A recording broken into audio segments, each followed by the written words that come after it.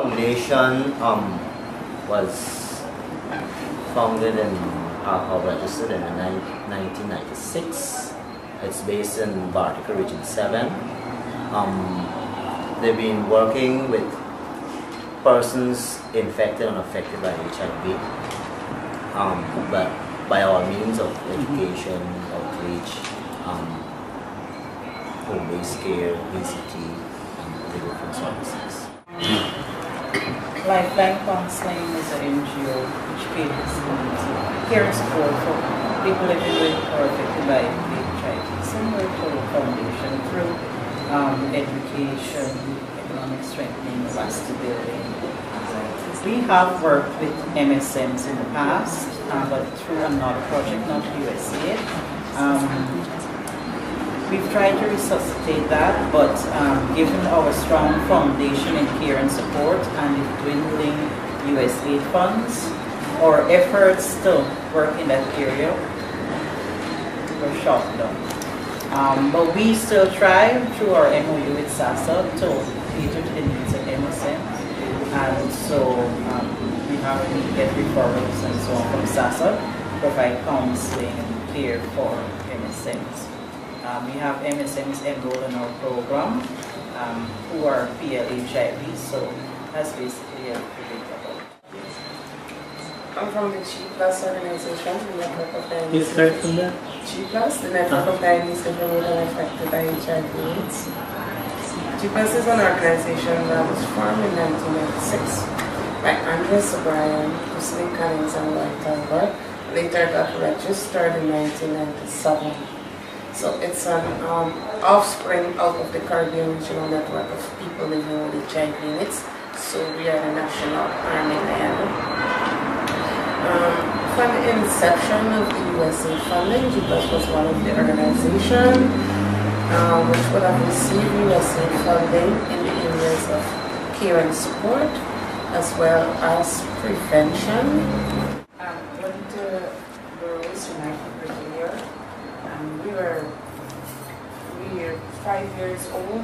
We functioned in 2007 without any funding. We sustained on our own.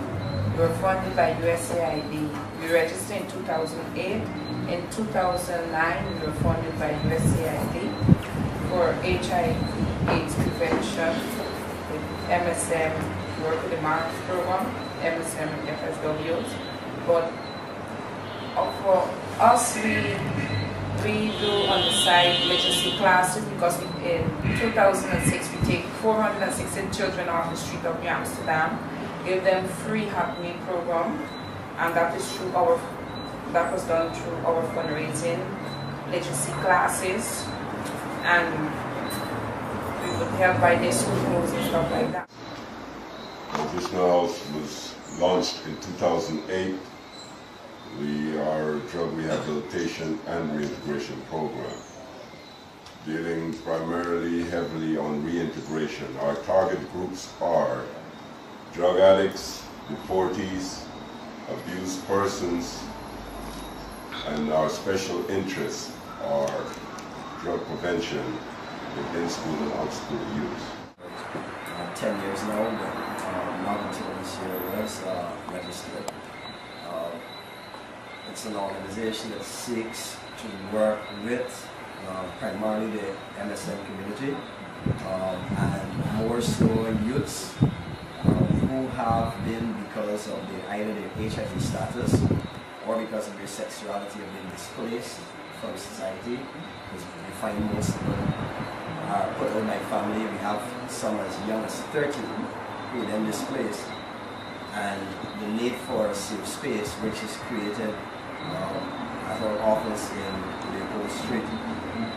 Is that you don't hear from these individuals unless you make contact with because I know that I'm a man that I get on my phone, you know, I talk people on the internet all the time. Yes. You know, pretty much, right? And I'm a communicative type person, and you know, I like to keep it that way. So I'm really into that networking and partnership. And the thing that what I smiled about was Time is fine for us, isn't it? with them, with Desiree saying that the fact that drug users, it came to the table and they said that it has not impacted the country. And we could show I could stand up and show in many areas how it impacted the country. From tourism all the way up. Okay. What vulnerable populations they have identified? Because I don't know about any consultation happening to develop a plan in the first place. So I think those of us who have been invited should make every effort to attend this very important meeting. Also, when it comes to drug users, I haven't seen any evidence-based report on drug users and HIV and this particular population. What I have seen is that, and the only place I've seen it is in the UNGAS, or the Global Response Issue Report as we now call it, they would ask specifically about injecting drug use. I think the exclusion of particular socially stigmatized groups from the definition of vulnerable groups in the non-state actors component of the CARIFORUM 10th European Development Fund has very, very negative and long-term implications. This was really an opportunity for the region to address the issues faced by those groups that really operate and live on the fringes, on the margins of society, and to really structurally address those issues and bring those groups into the mainstream and have their issues heard and have the issues that they're faced with dealt with at the highest levels. And to exclude these groups from participation in this process, to dilute them as just other groups with no or any kind of significant consideration for the issues of vulnerability they face, I think we've done a disservice not just to the populations but to the entire Caribbean region. And about vulnerable populations being excluded. I lost for words, and I feel that at this time we need to get serious about what it is that we want to do and where we want to go. If vulnerable populations are not included, then who are we working with and for?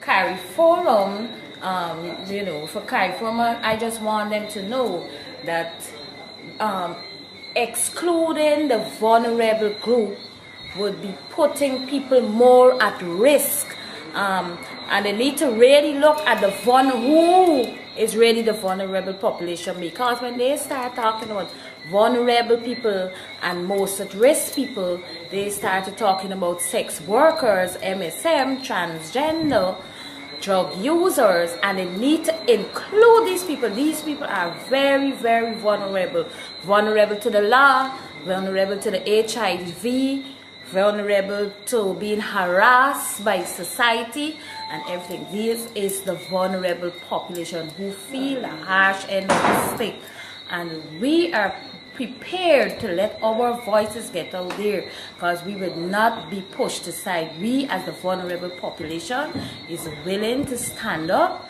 to whatever consequences it is, because we must be inclusive as the vulnerable committee.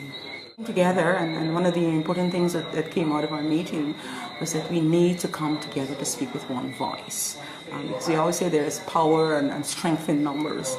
And the Network for Community Commitment, an entity that was formed years ago out of the USA project, now being registered as an independent entity, is well positioned to be the body where we can bring NGOs together working on social issues in Guyana to address it collectively.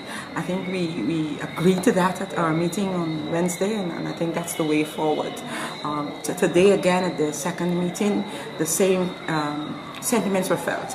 But if we could pull the group together and stay together and have meetings, albeit quarterly or whenever we decide that, we could make a difference, especially where applying for funding is concerned. We are now in the process of registering the organization. The documents are with the lawyer. It should be done shortly, and as soon as that is done, then we're going to open for membership, because we have to sustain the organization. And so we're going to have membership dues, and then we're going to do our own fundraisers, try to get a little office space where we can meet and send out emails for meetings and that kind of thing. So I'm excited about it. I think it's a wonderful thing. It's going to be the first of its kind in Guyana, a kind of a coalition of NGOs working on social issues. And so we're going to go public about it. We're going to ask the Minister of Health to come in. We're going to do our launching so that we get their buy-in as well and become a recognized body in Guyana. So I'm really excited about it. I know it's going to work. We just have to hold one head and go ahead with this. This meeting, even though it was impromptu, a lot of vital information was shared, a lot of new information was given out in terms of fundings and different vulnerable groups. What I do like about the entire process, the meetings, is that we realize that funds are there for vulnerable groups, yet they're not being given to the organization that's work with them. A meager percentage of the entire package, should I say, of the funding is actually meeting to the real beneficiaries. We have learned ways and means whereby we can come together as community-based organizations, civil society organizations, and advocate for more funding and get us involved in the whole strategic planning of getting the funding to the beneficiaries. At the moment, we've been funded, Hope Foundation has been funded, yes, but again, on a very little basis.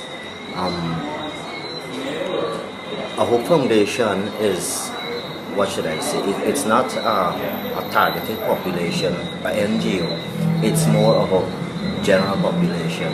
But then as the issues come forward, the social issues come up, then we go and target those groups, such as the MAPS population, the OVCs, the HBCs, the minors, what have you. And in that is how we get funding to do that. Again, as I said, it was very enlightening to know the different procedures involved in getting funding and how we can go about lobbying, advocating for these funding to actually reach us so that we can get the beneficiaries to benefit from that. Again, as I said, it was very impromptu, but very informative.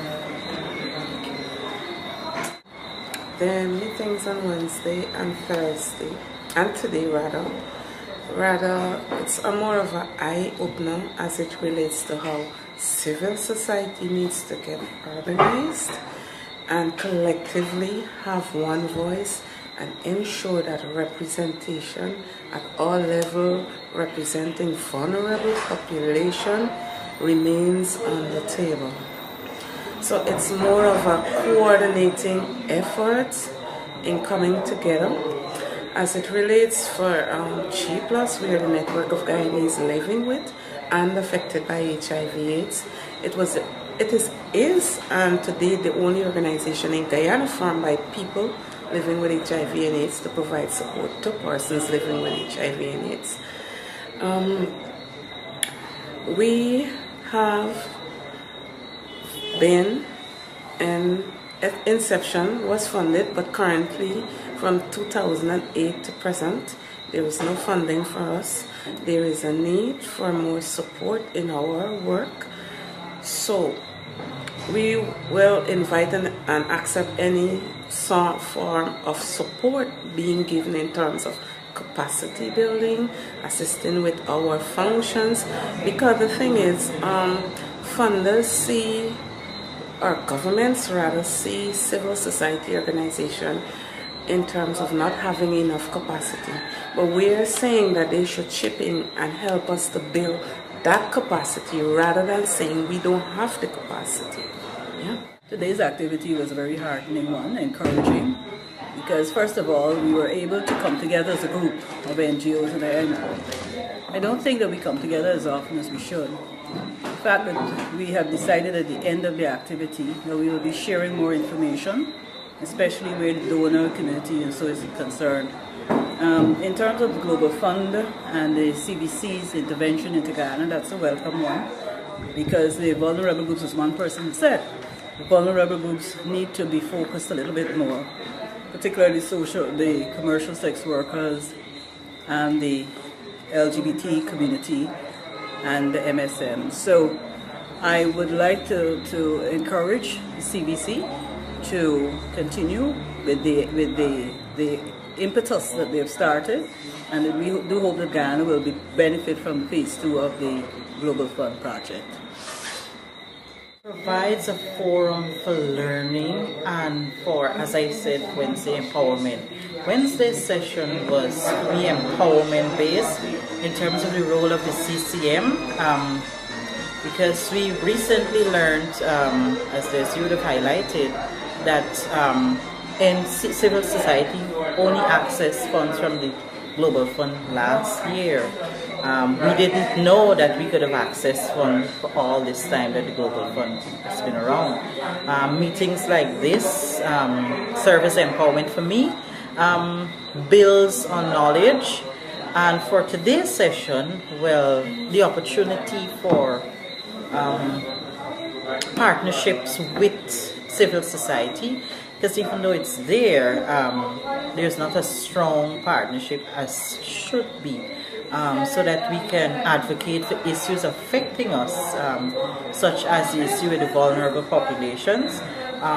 So I think this is very encouraging, and I look forward to strengthening partnerships with my colleagues and also CVCC and other networks.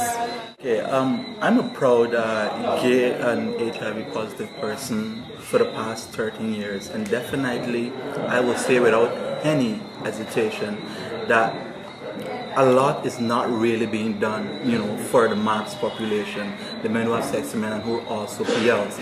And currently, like I said, I work in the mining town of Region 10 and under the USAID GHAR project.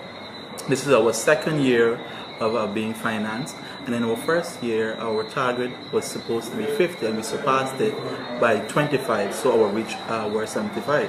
And what I do know is that because of lending being very homophobic and discriminating, in my second year I'm now being able to tap into the men who have sex with men who do not self-identify as either gay, bisexual, or even anything that has to do with these subgroupings. And I've been able to have these capacity strengthening intervention, provide counseling and testing for them. But as a result, it's because of my social networking, my technique, and maybe because of, I don't know, something about me that they gravitate towards, nevertheless.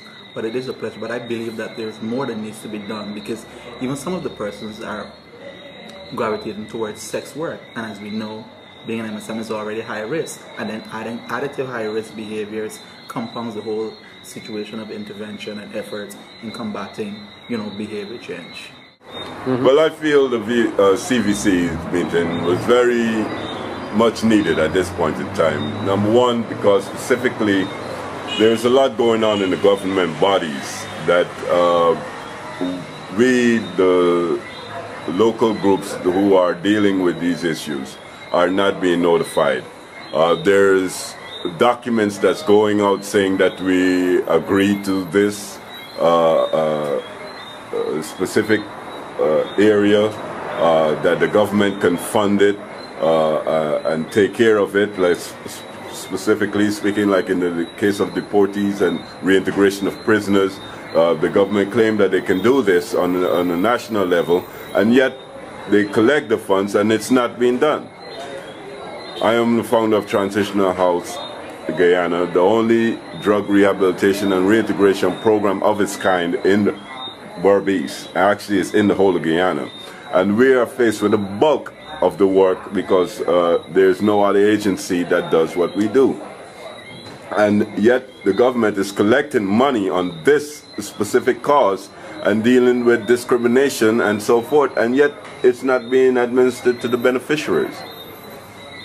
So I feel this meeting is very important, and I feel that we need to come together as a collective voice and be heard and get things across so that the beneficiaries could get the specified funds and programs that is needed.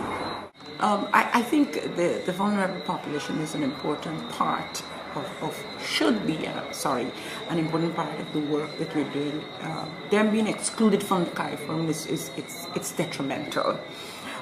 This has happened in the past where there's not a lot of focus on the vulnerable community. For our country, it is still against the law. It is still against the law where MSMs are concerned, buggery, commercial sex work, these things are still against the law. It is still a challenge. Although government does work with the community, there's still harassment from the police. Not as much as before, but it still happens. And I think more involvement of the community, not only to go out and work with them, but to bring them in and let them be a part of the planning process. Because I think a lot of times people who are not from the vulnerable community sit down and make decisions for the vulnerable population. So I think even though we are working with the vulnerable population, I can say that I am working with the vulnerable population. I don't think that they're involved in the creation of the programs that are made for them. And so I think more of that needs to be done. And so we need to get the vulnerable population involved. It's important not only for them, but for us, because this is a cycle. And we have a lot of bisexual people. So if we ensure that they're safe and they do the right things, then we will be safe also. Our partners will be safe. So I think it's very, very important. And I'm glad that the focus is being placed there, especially in the Global Fund, USAID, PEPFAR funding on the vulnerable population. But again, I say they must be involved in the creation of the programs. For me, coming from an organization that's particularly new to this gathering, I think it's a very good initiative, and also a kind of welcoming in terms of the unity, because one of the things that I think is particularly important is that we need to understand that we all represent minorities within minorities, and the collaboration and the unity in terms of being able to work a common front to be able to address the necessary issues and to seek maybe perhaps to get the funding that you want in a seamless way, responsibly, is definitely important in terms of making sure we collaborate. And that happened, and hence my being here today. And from all the contributions given, it's indicative that this is the way to go, and persons are that inclined by organizations.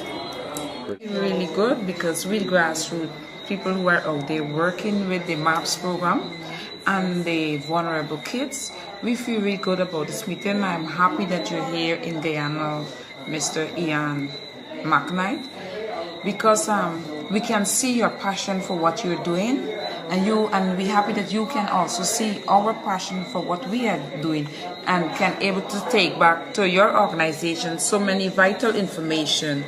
And we look forward for your kind support and your continuous support to embrace and support what we are doing here with the most at-risk population, also the vulnerable children, the drug users and substance users, and the entire vulnerable group in Guyana here. Thank you so much, and we look forward for your kind support. It's been a very interesting meeting with different community groups here in Guyana. It was an opportunity to sound them out on the possibility of participating in phase 2. It was also an opportunity for me to get some answers to some of the comments that I'd heard from other people about sort of some of the challenges that we might experience working with Guyana in the second phase. You know, in terms of there already being a lot of funders supporting projects with vulnerable groups here. And what we learned essentially was that a lot of those funding sources had dried up.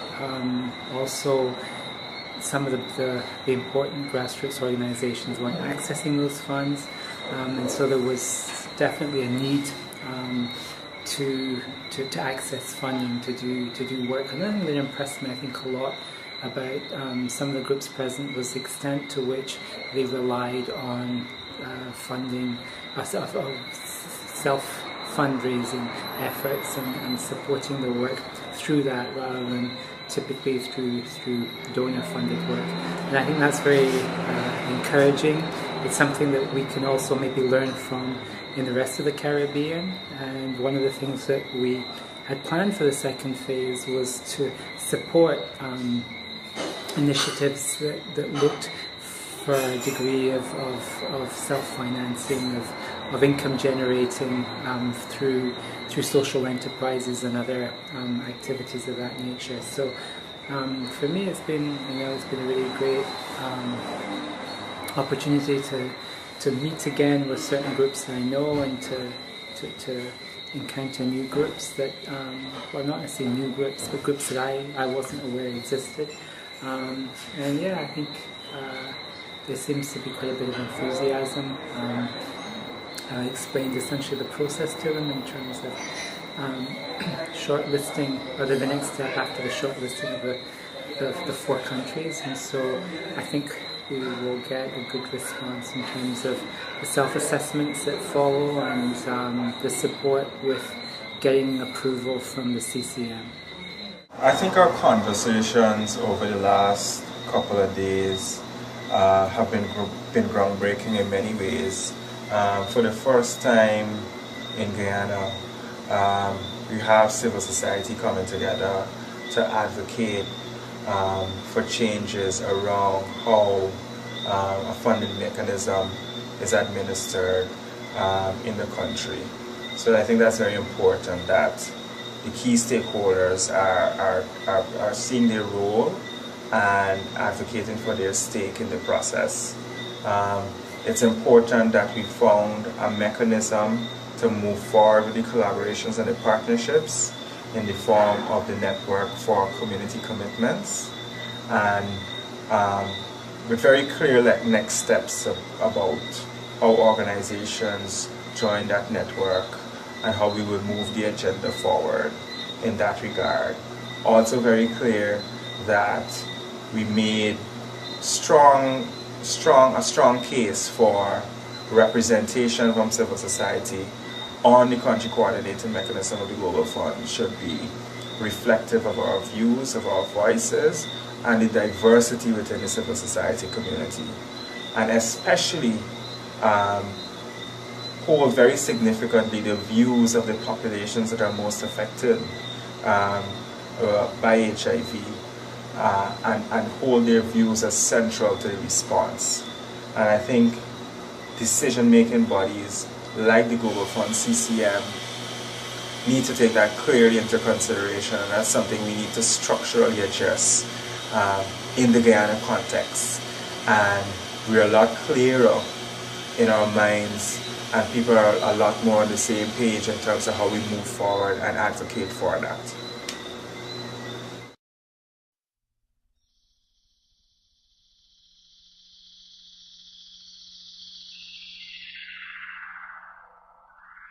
Hold your head.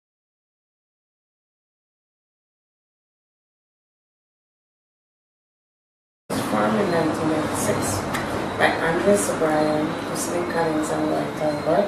Later got registered in 1997. So it's an offspring out of the Caribbean Regional Network of people living with HIV units. So we are the national arm in Guyana. From the inception of the USA funding, GPAS was one of the organizations which would have received USA funding in the areas of care and support, as well as prevention. Went to Burroughs United Virginia, and we were 5 years old. We functioned in 2007 without any funding. We sustained on our own. We were funded by USAID. We registered in 2008. In 2009, we were funded by USAID for HIV/AIDS prevention with MSM, work with the MARCS program, MSM and FSWs. But for us, we Lifeline Counseling is an NGO which caters to care and support for people living with or affected by HIV, similar to a foundation through education, economic strengthening, capacity building, We have worked with MSMs in the past, but through another project, not USAID. We've tried to resuscitate that, but given our strong foundation in care and support and the dwindling USAID funds, our efforts to work in that area were shot down. But we still try through our MOU with SASA to cater to the needs of MSMs. And so we have to get referrals and so on from SASA to provide counseling and care for MSMs. We have MSMs enrolled in our program who are PL-HIV, so that's basically a bit about it. I'm from the G Plus organization, the network of diabetes. You start from there?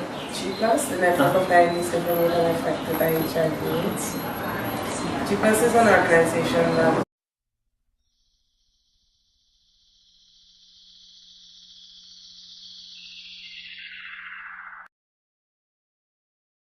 Foundation was founded and registered in 1996.